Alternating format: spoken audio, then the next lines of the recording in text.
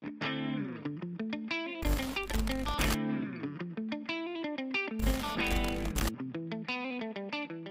is up, everybody? It is me, DevilNeverCry, and in today's video, we're not going to be talking about DMC5. Instead, we'll be discussing Sekiro: Shadows Die Twice, a game that has gotten a lot of press recently for being notoriously hard, and boy, are they right. So today's video isn't really going to be a guide or tutorial of anything like that. It's simply just going to be me giving my thoughts on the game because I've been playing it when I'm not playing DMC5, of course. For frame of reference, you know, I am a big fan of the Soulsborne or Dark Souls franchise of games that From Software have put out. You know, I've done my fair share of level 1 runs, so I'm most of the time comfortable with these kind of games. You know, I know sort of how they work, but this game is just crazy at times, and I think that's mainly to do with the importance and focus that is placed on aggression.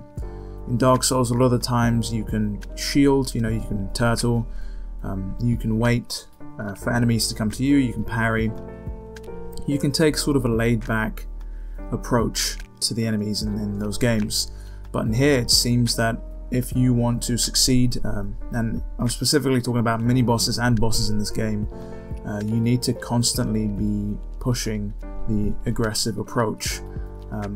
And it's interesting because it is sort of like a risk versus reward kind of thing, because you won't know how the enemies are going to react, specifically the bosses and mini-bosses, because they block so much, and you do put yourself at risk.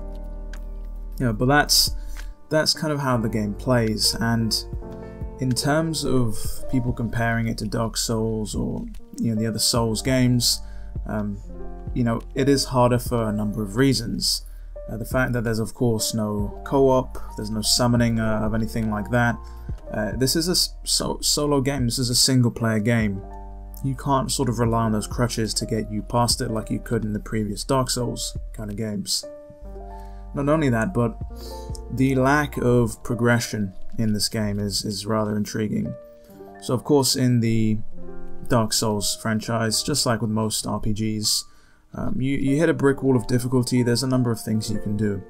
You can always go and find better gear, you know, upgrade your gear, or you could, you know, level up your character, you know, grind out a few levels, and come back when maybe you have more health, more, you know, attack, power, damage, whatever you want to call it, even defense. But that's something that you don't really see in this game. And I mean, yeah, of course you can upgrade your attack power, which of course is something that can only be done after defeating a boss. But no matter how many times you upgrade your attack power, it seems that you still kind of do the same amount of damage to bosses and mini-bosses. You know, they're still two-shotting you, one-shotting you even, and it takes you forever to take down their health, and most of the times it's not even worth it focusing on the health. Most of the time it's worth it to just focus on breaking the enemy's posture and, you know, going for the death blow. And it's interesting because, you know, there's nothing you can really do to get overpowered. You know, the game really forces you to learn how the game works, how the enemies work. I mean, you can see even in this boss fight, this is I believe in like the last third of the game, and I've got a massive health bar, but this boss is, you know, almost killing me at times. You know, he didn't kill me in the end, but that's because I had an extensive amount of healing resources. So this approach, you know, this importance on aggression, I find rather interesting, and it really does play like no other From Software, like Souls-like title, as the boss limits my healing there with that move. But the game is fun. I'm in the last area, I believe. Things are beginning to ramp up, and as usual with most of these Souls games, I can easily see myself just hopping straight into the New Game Plus and doing it all over again. Yeah. What's interesting in this game, though, is something that I don't really agree with, is the fact that a lot of the special moves that you can unlock are limited by a consumable item, which is rather intriguing. To be honest, these special moves I find are a waste of time.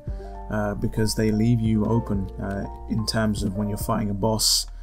You know, they're kind of useful against normal enemies, and you know, don't get me wrong, in certain situations they are invaluable, but in terms of like bosses and stuff, they don't really feel like these special moves. They just feel like moves that, you know, the payoff isn't really worth the risk.